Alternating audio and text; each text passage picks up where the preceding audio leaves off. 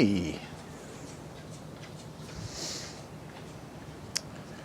So, once upon a time, there was a man who had a pet monkey.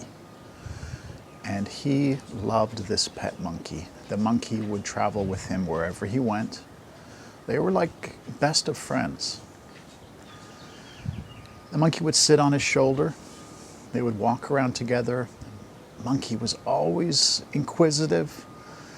The monkey would run around, would go find things that it found interesting, would bring it back to the man, and they would laugh and look at it together, whatever it was. Anyway, they had just an amazing relationship, this man and his monkey. And one day, the man started searching about meditation. And he thought he would give meditation a try. What is this thing called meditation? And I'd like to find out what it's like. So he bought a book on meditation. And he read a couple chapters. And he said, this looks very interesting. I think I'm going to try it out. So he started to meditate. Well, the monkey at first didn't really mind. But then as time went on, the monkey was kind of getting a little bit bored, and he was just looking. The man was not talking, was not engaging with him as he usually did. And so the monkey thought, okay, let me see if I can make the man talk to me a little bit more and communicate with me. So the monkey ran off, and he had one of his favorite toys was a feather. It was this beautiful long feather. So the monkey would run back, and it started to tickle the man on the nose. And then he would tickle him on the cheek, under the chin, and wherever there was some exposed skin, he would start to tickle him on there. And so this was quite disturbing for the man who was trying to meditate. And so it would kind of get him out of his meditation stage, and he would have to tell the monkey, just calm down for a minute. So after a while, he started to be able to meditate through the tickling. So the monkey realized that the tickling was no longer working. So the monkey was thinking, well, it better use more effective methods. So the monkey, instead of going for the feather, it went and it grabbed a little stick. And this monkey began to prod and poke the man and make him feel pretty uncomfortable. And he even would whack him on the back of the head, sometimes whack him on the shoulder, and try to get him out of this crazy meditative state. So of course, the man would do his best to ignore the monkey, but sooner or later he would have to give in and pay attention. So he continued to work his way through this. And so the tickling and the pain of the stick was not really that big of a deal anymore. But then the monkey decided to come and to start showing him things that he found interesting. He would run over with his favorite toy, would push him, put it into his face, and make squawking sounds to try to get the man to pay attention and to look at this amazing thing that he had found. And of course, the man got to a point to where he just was not effectively meditating. The monkey was either distracting him with either poking him or tickling him, and he just couldn't get the job done. So he suddenly had an idea. What if I buy a bunch of bananas, and then as soon as I start my meditation, I give that banana to the monkey? And sure enough, the next day when he started to meditate, he gave the monkey the banana. The monkey sat on his shoulder, unpeeled the banana. Oh my gosh, this was a treat. He started to eat the banana, and for quite a while, the monkey was satisfied. And that's how the man developed the skill of meditation. So obviously, we can make parallels here with meditation and the mind, right? The monkey, we sometimes refer to the mind as the monkey brain. And occasionally the monkey can be out of control. The monkey is our best friend. The mind is a wonderful aspect of being a human. That's the thing that goes out and finds interesting things. The mind is constantly wandering across the world, across time and space, finding interesting things to bring back to us and to help us engage with the world around us. However, when we start to meditate, we will find that immediately the mind starts to become an issue. So, just like the man in the illustration, we need to find a banana to feed the monkey. And today, hopefully, I will provide a few bananas for us to start working on to develop our own practice. So, without further ado, let's get going and just start. This is really for people that have never done meditation before. This might be your first time. And so let's get together and let's have some fun. All right? Here we go.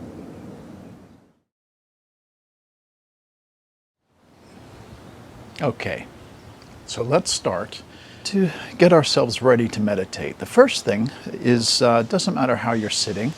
I'm sitting on a nice little meditation cushion. You can be sitting on one. If you're on the floor, it doesn't matter if you're, cross-legged with your legs out. You can be in the full lotus if you want to be. Doesn't, just however you sit comfortably. You can be sitting on a chair if you want. The only thing I ask is if you're sitting on a chair is that you don't use the back support for your back. So your back is nice and straight. We apply the same rules for Wuji as we would when we're standing as when we're sitting. So have the back of the head is being pulled up by that thread, and you feel the spine is being elongated, and you feel the space in between the vertebrae. So we're not stacking the bones here. We are floating the bones up, and then we sink the flesh against the skeleton. So the same way that we imagine that little coat hanger maybe made out of bone, and then the flesh being like a big head, like a wet sweater that you're putting it on that coat hanger, everything is hanging down. Okay? So start out, we can close our eyes. It doesn't matter how you're putting your hands. If you want to put your hands right here, you can do that in this mudra. If you want to have your hands right here at your sides, you can have them wherever you want, just so long as they feel nice and comfortable. Okay, let's go ahead and close our eyes, and let's take 3 great big deep belly breaths. So we inhale, you fill the belly. So you physically are feeling the belly is expanding, and then exhale, let it go. Inhale. And exhale, release. And one last one. We inhale. And let it go. Very good. So we're just sinking all this flesh now against the bones. Very good. I want you just to start at the very top of your head and kind of work your way down. Imagine if you had like a little flashlight that was searching around on the inside of your body. Start with the top of your head and I want you to search out wherever you might feel anxiety, tension, stress, or any discomfort within the body. So we're going to just to start go down around the brain, see if there's anything in the brain that feels like it's uncomfortable. Take a big deep breath and just release it, let it go. Around the eyes, check all of your muscles, maybe the muscles around the jawline. A lot of times we keep a lot of tension in the jaw, so you can just let that go. All the way around the mouth, and then down into the neck, and then through the shoulders. Just searching out, finding, do I feel any tension and stress there? And then release. Take a big deep breath and let it go. Very good. So it's the same way when we're kind of, let's say you find something in your shoulders that feels kind of tight. I want you to imagine that you are just, as you exhale, imagine all the bones, the flesh that's attached to those bones are just sinking away. And the flesh is holding its own, but all of your muscles are sinking away from it. So you feel that drawing down, that pulling against the bones. And all that tension, just let it move down through the flesh, down through the body, and out through the ground. Maybe it's dissolving. Feel that tension is dissolving, melting away. Going into the arms now, into the chest, into the diaphragm, all the way down into the stomach. Good, and down into the hips, through the legs, and into the feet.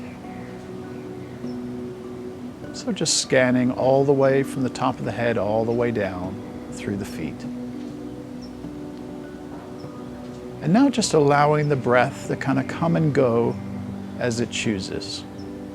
So we're not manipulating the breath, we're not guiding the breath, we're just allowing it to come and to go. And we're allowing it to flow in its own rhythm, in and out. Very good. So, what we want to do is give that monkey, which is our cognitive mind, the inquisitive little brain we have, we want to give that monkey a banana to keep its mind focused on something while we begin this process of meditation. And what we're going to do is focus upon one part of the body that is actually moving. So maybe you can feel your belly is expanding and contracting. Maybe you can feel your chest expanding, contracting of the chest, whichever one works better for you. But just allow your mind to focus on this physical object that's in motion. And just see if you can allow the mind to just get absorbed in that motion. The rising and falling. Allowing the breath just to come and go. Perhaps you want to bring your attention right to the very tips of your nose where your nostrils are. Just feel the air as it moves in and out through your nostrils. You don't focus on the air going in and out, but you focus just on that place, those two little rings there, detecting as that air is coming in and out. Maybe you can feel that your nostrils are expanding and contracting. Focus on that aspect. So find one of those points where you can really feel that sensation. Okay, so as we're doing this, again, as this is a tutorial, I'll have other videos where we'll actually just go ahead and do the meditation. But as this is our tutorial about how to do it, we just get to that point. First of all, you go through the body with that little, take those 3 deep breaths to begin with. Then you go through your body with your little flashlight, just kind of seeking out any place that you're feeling where you have tension and stress, and then just let it go. Sung, allow the muscles to sink and the bones to rise, to hold their place. And then once you've done that, then focus upon a physical part of the body that's in movement. And just allow the mind to be immersed in that. And give it some time then. Just allow yourself to be drawn into that.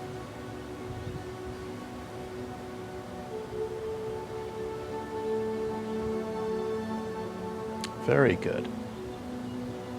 Now, after a few breaths like this, after a few moments, what I'd like you to do is just to release your focus upon that part of your body. Let's say I was focusing on my lungs. So just release your focus upon that part.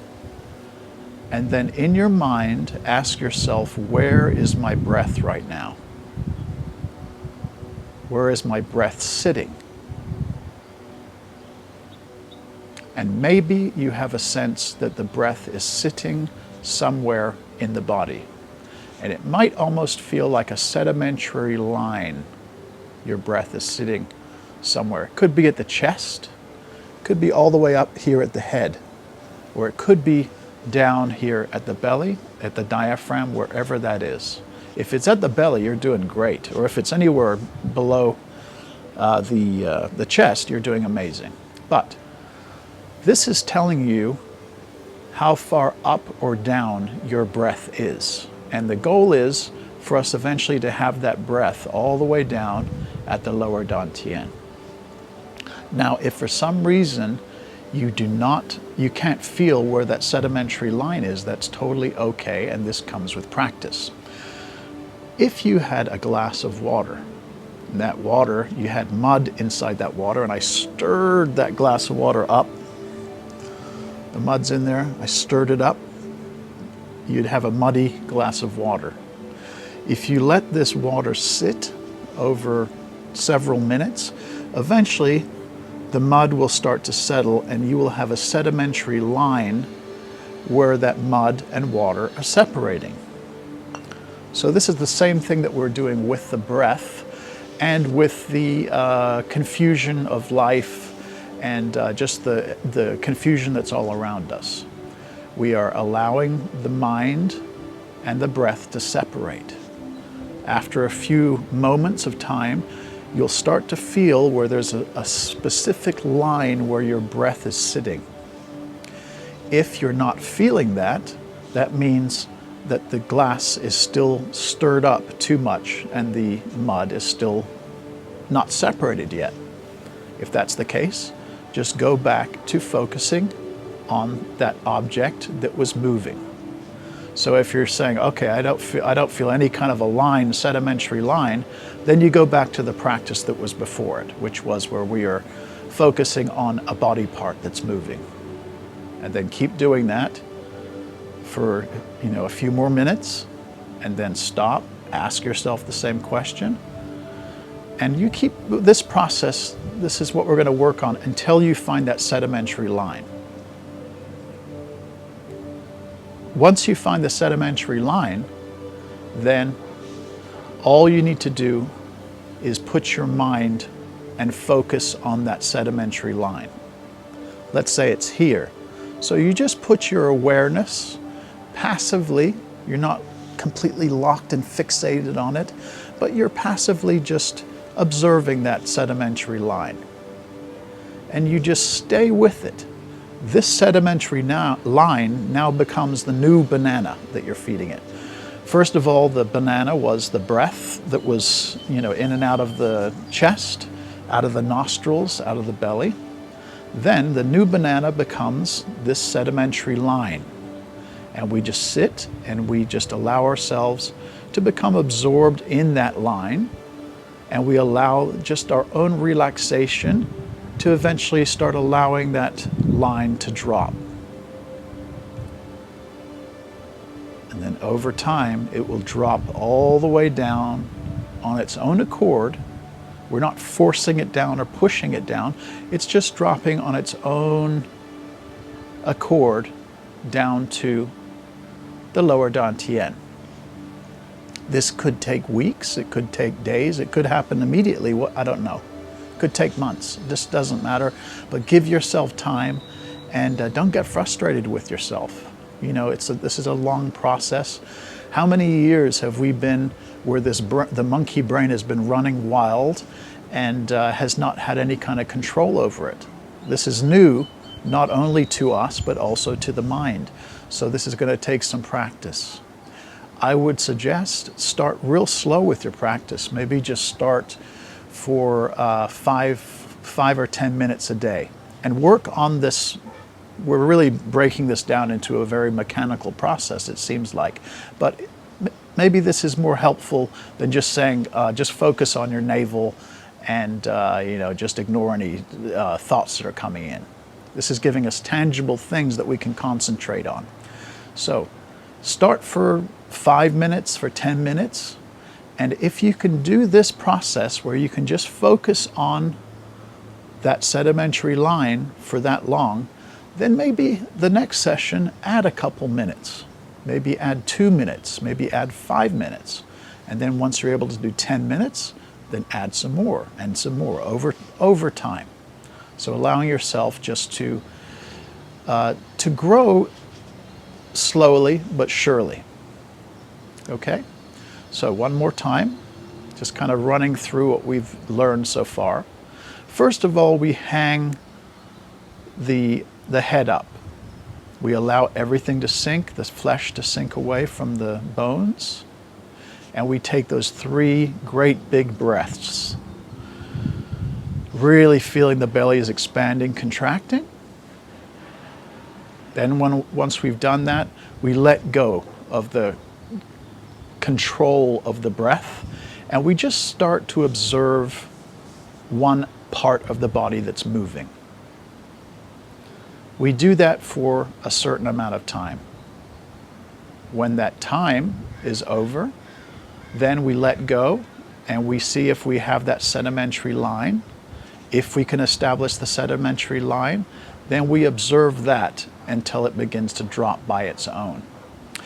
Now, getting into all these analogies that we talked about with the story, about the tickling, about the pain, and about the monkey bringing stuff to us, showing us stuff, and squawking in our ear. Well, this is just a part of the natural process. The first thing you'll start to feel, and it just happens every time, is that you're going to start feeling a tickling, a pain in your back, or maybe chatty thoughts. Things are going to start coming to mind. I need to do this. I need to do that. I need to. This is just this is the brain that's trying to engage you, trying to make you get away from being quiet and to get engaged. And this is what it does. So you can't be angry at the mind to be doing this, but for right now we want to appease it.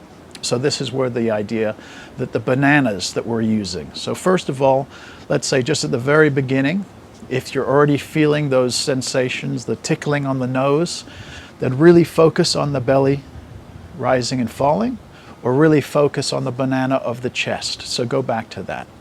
Now it might be very, very hard at first to break away from this, but I promise if you just do not feed in to scratching, don't feed into rubbing, and don't feed into going off with the thought. Just allow yourself just to continue. Eventually it will go away. It seems sometimes that it never will, but it will. And just with practice, you'll learn that it's going to happen, and actually happens quicker than you might think.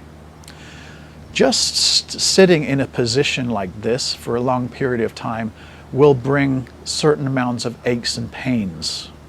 And that's completely natural and normal with learning a new posture, with a new movement. And so this is to be expected.